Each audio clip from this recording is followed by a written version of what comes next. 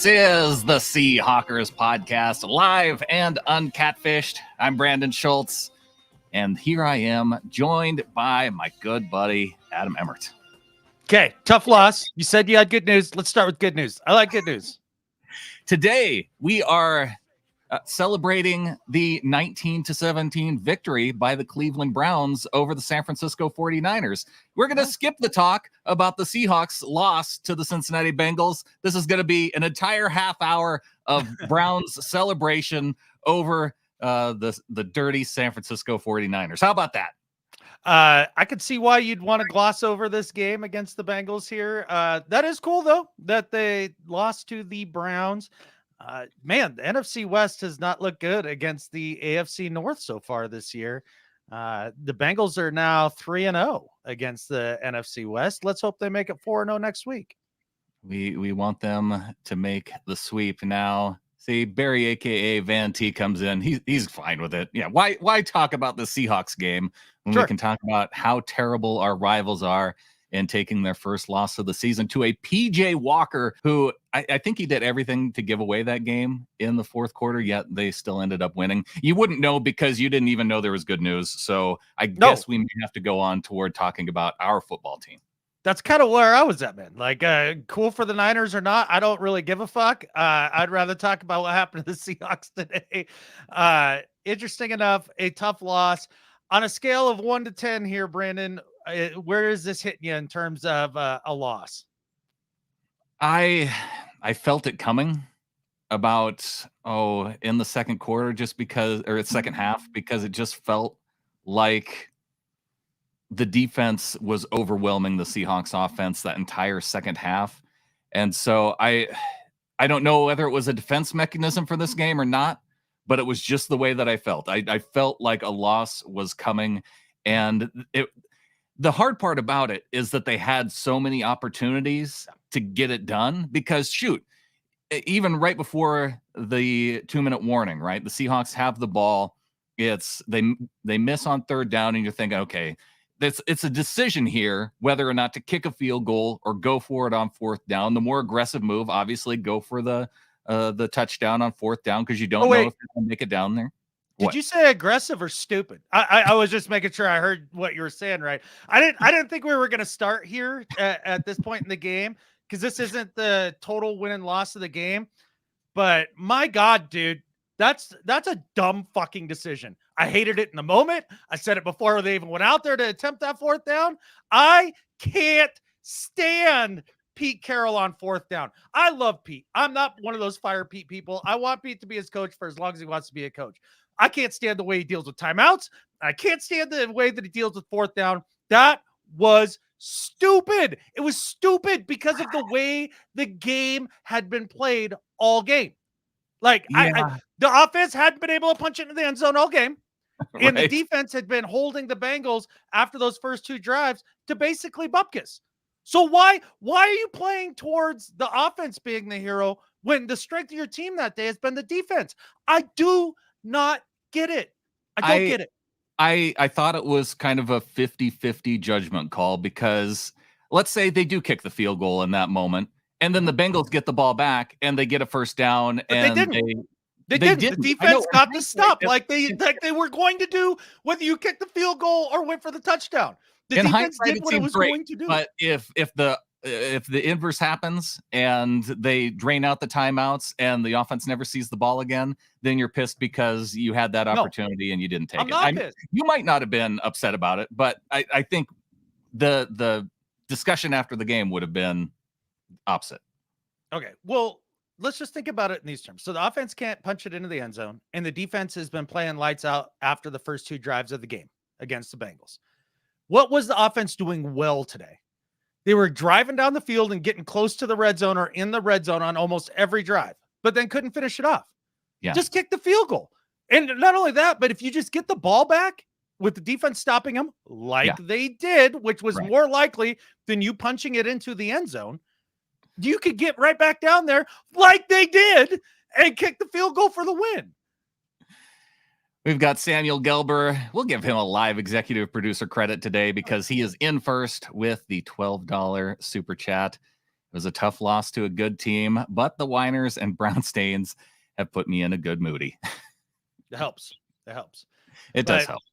As much as I disagree with that fourth down call there, I do think that there was a lot of other places in this game that they had opportunities to make it a lot easier on themselves. I don't know about you, Brandon, but I think just the offense and Geno Smith in the offensive line, it kind of all starts and ends there. It does. And we'll get there in a second. We've got our Ryan 911, our live executive producer, always coming in with the 999. Defense looked good on to next week. And yes, the defense looked good, but the offense did not. And Geno especially. So the four things that I counted up that happened in this game, that you eliminate one aspect, the Seahawks win this game. Penalties. There were a ton of penalties that impacted the Seahawks in terrible spots, and a lot of them were self-inflicted. Geno Smith, INTs, like that one red zone interception. They kick a field goal there. This is a field goal difference game, potentially. And offensive line got dominated, and abysmal red zone defense. Those were the four things. Eliminate one of those things. One doesn't happen, Seahawks win this game. Sure. I think you're hitting it all on the head. I think the biggest thing is the backup offensive line mishmash that we've been playing for the last few weeks. It caught up to us today. It did. On the road in a hostile environment against a good defensive line. That's not to be completely unexpected. I think the thing that shocked me a little bit more was the fact of just how hesitant Geno was the entire game. Let the ball fly, man. I don't know how many times you'd sit and you'd watch him go through a progression and he'd be turning down deeper shots that were open on rhythm, quick in time, and then wait, and then try to check it down when he's got somebody in his face. I don't know what the deal was with him today. I do kind of see it becoming a slight trend, though, with him. He needs to play faster. He's not processing at the speed that we saw him, say, last year or even through like in the Lions game this year. Yeah, that's one of those things that you kind of have to see the all 22 to see what was really open and when, and where he had windows to throw in to really be able to where really he was in his progression, right? Like, sure, that guy popped open, but was even reading that side of the field, or I hear you. Your criticism of him taking open shots or not taking open shots, and then I remember a play where Disley was wide open, turned around, waiting for the ball for 5 yards, and Geno decides to run with it and get 2. And it's like, why not just throw it to Disley, who was already 5 yards down the field, and let him fall backward, and maybe he gets a first down. There were plays like that. Yeah, there's a lot of them. I'm looking forward to going back and actually looking over the tape on that one. I think he is terrified of making a mistake. You can't say it any other way. It was a bad Geno game. Yeah. It wasn't one of his best. That is for sure. Our pass rush in the first half with Barry. Yeah, it was terrible. They were rushing 4 on almost every play. What did they do against the Giants that they had so much success with? They rushed 5 or more, a crap ton, and they ran a bunch of stunts. They were running just 4 dudes straight up, no stunts, almost exclusively in the first half. And it was like, but why? We just saw what worked so well a week before. In the first half, in the first quarter, I thought we saw a lot more blitzes, whether it was from Adams or Witherspoon, and whatever they did in the second half worked a whole lot better. That first half, and really throughout the game, the only thing that I can say that's negative about our defense was the red zone defense, and that's why I had it down. It was giving up those 2 touchdowns to the Bengals early on in the first half. And thanks to Barry for the $4.99 super chat. Oh yeah, big time, Barry. Always appreciate you, man. You know that. You're not wrong about the defense, right? Like after those first 2 drives that the Bengals put on, I think we were all sitting there going, "Oh no, we could get down, 3 to 4 scores here real quick if they keep playing like this, bend and break and all that stuff." But then they turned it up. And give Clint Hurt and that staff all the credit. I think the DBs played well overall. We didn't hear jack from T. Higgins, who's supposedly really good. Just nothing from him. I think his best play was an OPI. Got a couple shots to chase, but overall, I think they kept him contained. And really, they made the Bengals offense pretty one-dimensional. They didn't run the ball at all. And I think it was a great defensive showing, and we should win that game. If Oh, the yeah. defense gives you that, we should win that game. We should. Yeah, all they have to do is put points on the board when they get down inside the red zone. And yeah, whether it was turnover on downs multiple times or throwing an interception, they were down there in having opportunities to score points, and with 9 points at least that they left off the board. Again, who knows what happens if you end up kicking field goals and what the Bengals do, but the defense. You have more points and your defense still plays well. Yeah, well, that's what I would expect, but it's, you can play what if all day. What do you think about this idea? Carly brings up in the chat, I think the changes on the O-line was tough for Geno in this game. Yeah, I think he also had the time for the most part. He did just keep holding the ball and double clutching and all that stuff. And it's like, just let it fly. And I get it. Sometimes there was nobody open. Like it just, that wasn't happening. And that's okay. There was one sack that he took, and I think it was the pick to JSN. That one was egregious. That was terrible, terrible time in the world, and threw into double cover. Yeah, everybody was covered. So just throw the ball away. I think it was second down. Just let them fight another day. Take the sack, or take a few steps up and just don't get back to the line of scrimmage. Just don't throw the pick. I didn't quite understand that one. The pick that he threw when he was targeting DK, that's all DK. That's not on Geno Smith. DK quit playing football halfway through the play. Yeah, that was a little bit weird. I don't know if it was because he kind of got turned around by the defender and then quit. I wasn't sure what was supposed to happen on that play, whether it was Geno not reading what DK was doing or if it was DK quitting. But based on his penalty earlier, Nightbot saying, hammer the like button like Ken Walker hammering the rock. And we got a little bit of Ken Walker. We expected a big Ken Walker game, but with this Bengals defense, they allowed some big runs. That first drive with Walker, he probably had 34, 35 yards on the first drive. He finishes with 62. And that Bengals defense, whether it was the offensive line struggling or that Bengals defense just, tightening down on the run, or whether it was a formation type issue, I felt like they played with so many 3 tight end sets on that first drive and then kind of went away from it later on and played more 3 wide receivers, which left Walker to have to do more, and then was getting hit in the backfield and then getting 2 or 3 yards rather than getting those 5-yard gains that he was having with the tight ends earlier on. To just circle back to what you said about the DK thing and you don't know where he was supposed to go or what Geno was reading and all that. There's one thing I do know, and that's DK is supposed to run the entire play. Okay. He's not just supposed to stop and give up. He was also covered, to Snail's point. Okay. But also too, if you keep running the route, you may not make the reception, but you may prevent an interception. That's the entire point.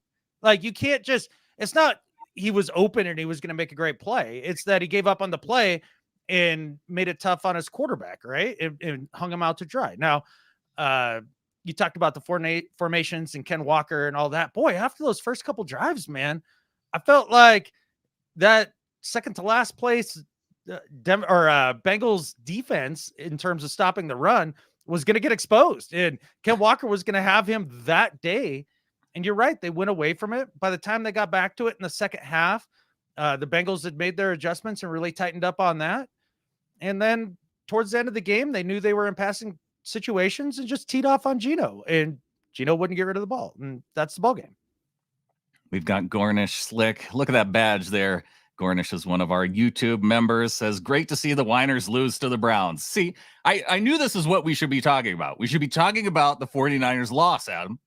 Yeah, I'm not really focused on the 49ers. They're not our team. I'll let you know right around Thanksgiving what's going on with them. But as of now, just a little frustrated with this loss. But I'm not demoralized. I asked you how you felt like on a scale of 1 to 10. This is like a 4 of a loss for me. Yeah, it's out of conference, out of division, coming off the bye. It felt like it could be a little funky. You still have a bunch of injuries on the offensive line. And okay, fine. But I did see a good defensive production here that gives me a lot of hope. And I think that's where a lot of the optimism comes from going forward, because once again, we've talked about it.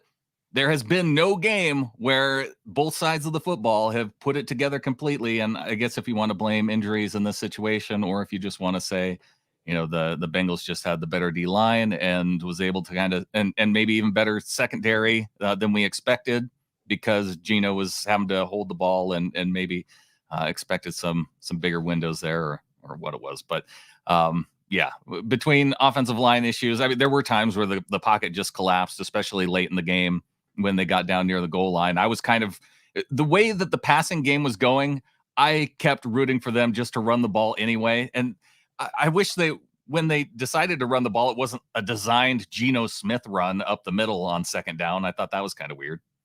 Yeah, that was a little odd. And I guess it's probably time to see Charbonnet down by the goal line a little bit more. There's too many times I watch Ken Walker run and go, just put your foot in the ground and go. Just go. Just go. That's 4 yards. Just go. Yeah. Well, there was one where he got hit in the backfield and was able to bounce it up outside and get 2 yards. But then there was another play where he tried to bounce it out and lost 2 yards, to where if he had just stuck his foot in the ground, yes, he wouldn't have got to the end zone, but he would have got 2 yards. Right. And now you're in a little simpler situation the next time. Yeah. This red zone offense thing, this is a massive problem, because it hasn't gotten better at all season. I don't see anything so far this year that makes me believe that they're just about to turn the corner on this. This seems to be a massive struggle early anyways. Yeah. Whereas, I mean, gosh, the one thing that was obvious in this game, talking about the red zone, though, it was on the defensive side. And if you look at the Bengals and the way that they played red zone defense versus our red zone defense, I mean, it's that part's frustrating. So red zone for the offense and the defense, still frustrating.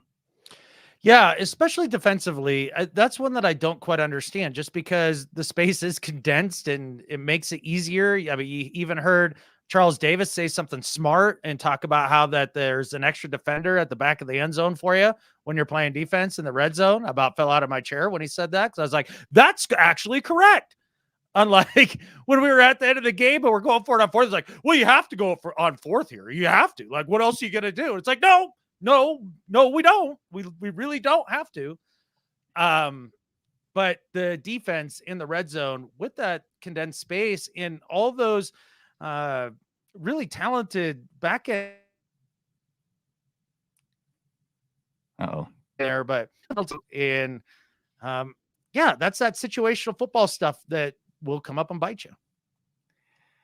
Yeah, just disappointing. You cut out a little bit there, but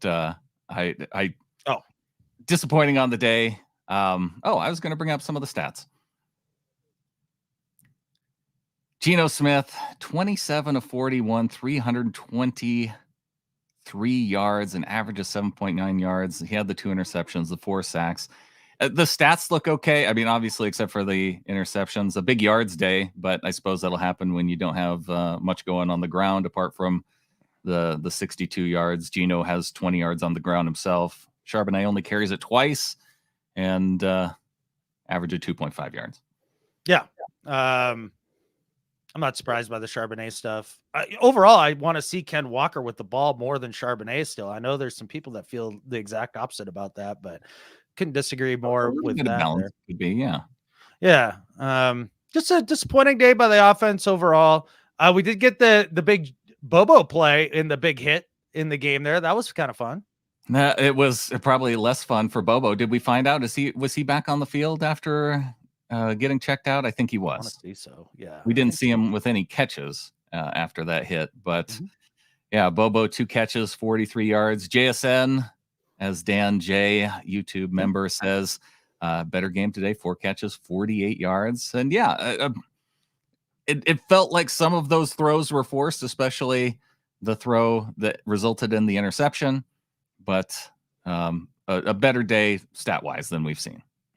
You talked about the formational thing earlier when it comes to how they played early in the game and how they played late in the game, and getting away from the 2 to 3 tight ends and getting more to 3 wide receiver sets. And it seems as if that has something to do with the fact that they are really trying hard to get JSN involved. And it's like, I could give two craps if JSN catches 20 targets and we lose, or 2 targets and we lose. Like, I don't care. What I do care about is doing the most effective thing that you can do for yourself that week. And with an offensive line as depleted as it is, keep as many of the tight ends on the field as you can at all times. Make it easier on Geno, make it easier on that makeshift offensive line, and be able to run the ball the way that they did early in the game. I don't understand that shift. I don't understand the obsession with 11 personnel and JSN. I don't get it. Well, there's just, no need for it, especially when it's working. And it proved to work well on the first drive. Wait for the Bengals to adjust. Don't just go away from it just because. Yeah. It just seems as if it's like, well, we drafted this guy. Let's be sure to get him going. And there's going to be a time and a place for that. And when Lucas is back and the offensive line is a little more settled and sorted, let's go. Let's roll out more 11 personnel and try to get JSN a little bit more involved and all that, because then it makes sense. I'm not anti JSN. I'm just not this moment. Like, this isn't where you need to do that. Tyler Lockett, big day for him. 6 catches, 94 yards. Doesn't quite get over the century mark. DK Metcalf, 4 catches, 69 yards.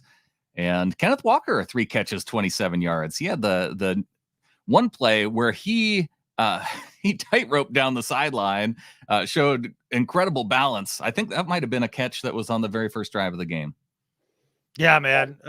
Tyler he's just a phenomenal football player. And that ball that Geno put on him on the deep shot there, that was a vintage Russ moonball. I could hear Collinsworth somewhere in America going, oh, moonballs. Moonball. Very excited. Yeah. Getting over to the defensive stat. Carly's noticing this right away. Something positive. Jamal Adams, he made it through the game. He had 4 tackles on the day. He had 1 tackle for a loss. That was nice to see. He had some blitzes, didn't quite get to the quarterback, but let's see. I have the guys who got to the quarterback. 3 sacks on the day. Draymond Jones, we saw him have a big sack, which was really nice. Boye Mafe with a sack just coming off the edge, unguarded. And then also we saw Reed with a sack, but it also reminded me of the time where Jaron Reed hurt us with the penalty on 4th down, right over the ball, but maybe confused by some of the motion that was going on in the backfield, like it was mentioned on the broadcast. I don't know what it was, but he jumps and gives the Bengals a free first down. They drive down and were able to tie up the game after that 4th down misstep by the Seahawks. Yeah, that was a total bummer because it was a total gimme. And they did got on the snap count a couple different times. Matthew here asks, percentages Waldron, Geno in the line. I don't know about you, Brandon. I go like 75% on the line, and then 7.5% each for Waldron and Geno. Maybe it's 60% line, 20% each Waldron and Geno. There you go. I like that. Yeah, I'd probably put it in terms of where we hang the blame for the loss. And really, it's not so much the line. It's just injuries catching up with the offensive line. Yeah, you had Charles Cross coming back, but, Curran. Okay, I would probably go 50% then on the line. I would give 30% to Waldron for not doing more of the tight end adjustments because of the injuries on the line. And then also, I'm still going to go 40% Geno, even though it adds up to 120% because he threw 2 interceptions. Hey, man, I won't question your math. It is Sunday. I take math off on Sundays. It's part of my religion. Don't ask which religion that is because I just made it up. But I like it. I think you're right on somehow with that. So somehow the math all adds up. Yeah. Oh boy, yeah. The D shutdown, Mr. Always Open though. Yeah, let's look at the Bengals stats. What did Jamar Chase finish with? 6 catches, 80 yards. You know what? That's about as good as I could have hoped for, right? Yeah, I think that's holding Jamar Chase in check, believe it or not, and that's a solid ass game. But he did have 1 pass to him in a crucial situation, and just remember thinking to myself, weren't open that time, sucker. Boyd, 38 yards. He had the 1 touchdown. Joe Mixon held to 38 yards. And again, this is a problem with the Bengals. Mixon is fine. They just weren't using him. Yeah. And that seems to be a theme to their offense and has been for a long time. I think there's a lot more to be had in the run game for them, but they do seem to go away from it. I get it. I mean, you've got Joe Burrow and Jamar Chase and some other receiver people think are good. Yeah, so I could see why you'd want to throw the ball a bunch, but I think they've got a lot more there that they could use with Joe Mixon. Yeah, gosh. And we kept them in such check all day. This should have been a win, man. This should have been a win. This is winnable in every way. Garner Slick saying, I'd like to have seen Jason Peters come in as a 6th lineman on some of those goal line plays. Maybe we'll see that in the future. I'd be fine with a tight end doing it. I mean, Will Dissly, he had some really nice blocks on the day. Mm-hmm. So, but I wouldn't mind seeing Jason Peters get involved too, Gornish, because we haven't seen him, and he might be better than some of the options that we have. Peters might be a better left guard than Phil Haynes is, moving from right guard over to left guard. Peters might be a better right tackle than injured Jake Curhan. So why not take a look? Yeah, and let's not forget that Phil Haynes is battling back from injury as well, so it's not like he's 100%. No, but that's kind of the state of where we're at. Yeah, and under 100%. Yeah, I mean that's the state of where we're at. We're talking about a 42-year-old backup lineman who hasn't played in the league at all this year, being like, maybe that's the answer there right now.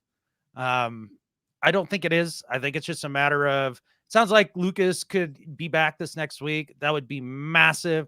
D-Lou is a bigger loss than maybe we realized going through the week here.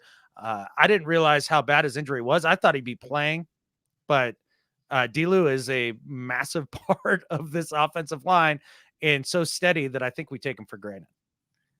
Donovan's comment here felt like Geno was looking on wide receivers instead of finding the open guy. And I felt that way too, Donovan. It felt like, whether it was DK early on kind of getting upset, then it was like, okay, well, we got to find some spots for DK to get the ball. And then there was a time where, JSN might have been open and he missed him. And so he's trying to get JSN the ball. So it seemed like he was playing more to make up for previous plays in some cases than actually just playing the game.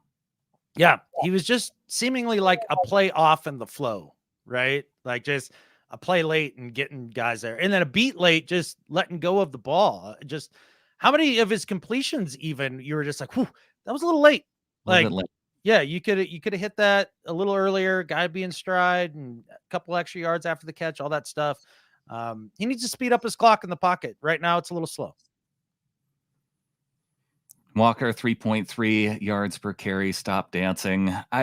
I don't think you're ever going to say stop dancing. They're probably something that they won't even coach out of them, because it's some of those times where those are the plays where you end up getting the biggest results. So I think that's what you're just going to have to accept as part of Walker touching the football.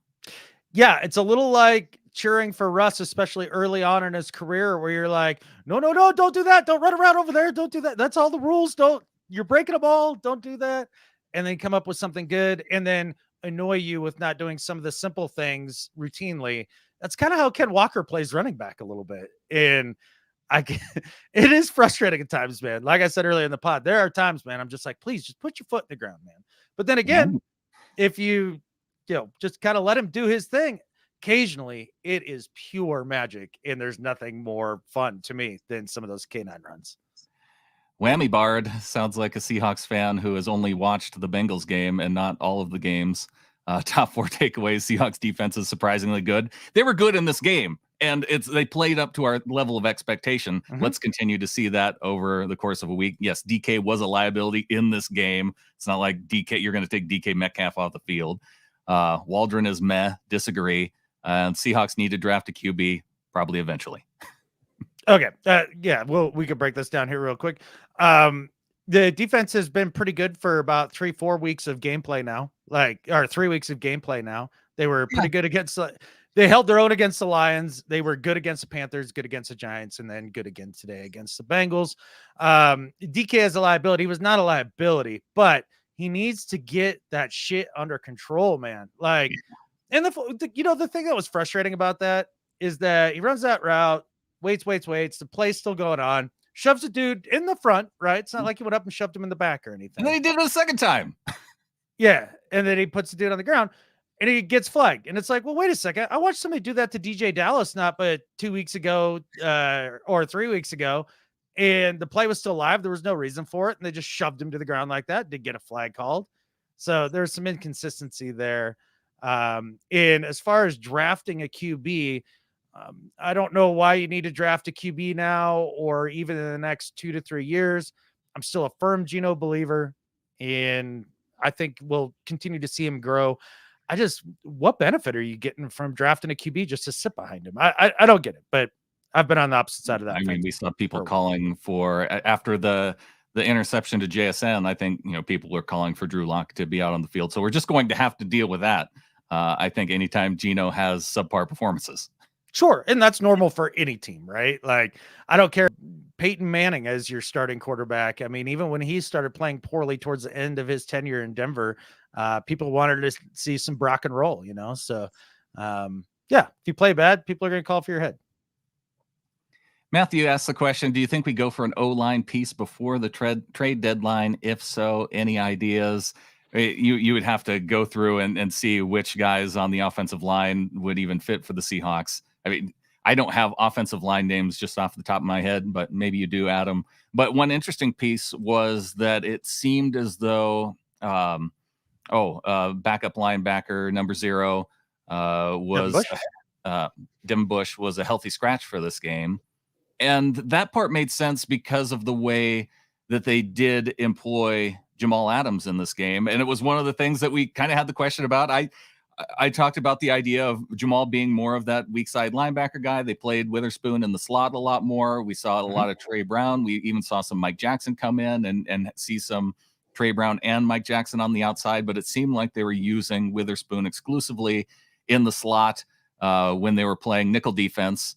And then, when it was your standard defense, they did have him on the outside, but had Jamal in the box primarily, although you saw him even back out and play the deep safety and move Quandre up at times too, just to kind of change things around. Yeah. So in terms of the question about trading for an O-line before the deadline, teams are not giving away O-line guys. Like, they're just not, especially mid-season. There's not enough to go around to begin with, and they're not going to do it now. So I think it's probably for draft picks, or there might be somebody. And you're going to go and poach somebody off the Broncos? I doubt it. Like, no thanks. Well, I mean, they'd be sellers. Off the Broncos. That's what I'm getting at, is the teams that would be giving them up. I don't think you're going to want them. So, I'm not too terribly concerned about that one or the other. You talked about the way they played Jamal. You're right. And the cool part is they've said it to our faces, right? Like, all our guys can kind of do a little bit of everything. So you're going to see guys moving around and doing a lot of different things. And that's what you saw. And it was good. This team is better on defense when we have all of our dudes on the back end. It's crazy. Whoa, wait, what? Yeah. Crazy. Quandre Diggs had a great game. Barry, aka Van T, calling him out. Also, we got Donovan saying, "Man, Trey Brown looked good." Yep. Yeah, that pick was impressive. That was fun. Yeah. Got some nice plays from Reek. They went after him a little bit though too. Yeah, a little bit. And I know a couple people in the Discord were like, "Jesus, he's struggling today," or like, "What's the problem?" It's like, or this season even. It's like, well, they don't throw it at him. Yes, we still have a makeshift O-line. You know what? Our offensive line is a whole lot better when all our healthy guys are out there too. Nah, get out of here. You're so full of crap. I know. We got some hot takes on the show today. That's some terrible analysis. Healthy guys are better than injured guys. Winning is better than losing. And unfortunately, the Seahawks going away with the loss in this game, 17-13, a winnable game. But you know what else is winnable, Adam? This next week's game against the Arizona Cardinals back at home at Lumen Field. Yep, that'll be fun. The bloom is a little bit off of the Josh Dobbs rose. They still play hard, though. Do not overlook this Cards team. I think that they are a formidable opponent for the talent level that they have. This Gannon guy might be a good coach. Ugh. Why? We can't finish with the idea of Gannon maybe being a good coach. No, I want to put that out there because you're going to see a lot of fans that maybe, haven't had the time to sit and watch some Cardinals football, or, maybe they have lives and they didn't want to do it. I get that. But it's better than you'd think. Yeah, sadly. So watch out. The Cardinals may not be dominated 30-0. It might just be 30-12. Yeah, exactly. Something like that. But a win to get back on track, a divisional game. We need to make sure we get that one. And then Cards are playing the Rams, like right schmeow, right? Like that, isn't that happening? It's happening right now. Yeah, all right. So should we get out of here and go root for the Cardinals? Let's go Cardinals for this week, I guess. Okay. And I think with that, we got to end with something better. There's only one thing left to say. Go Hawks. Go Hawks.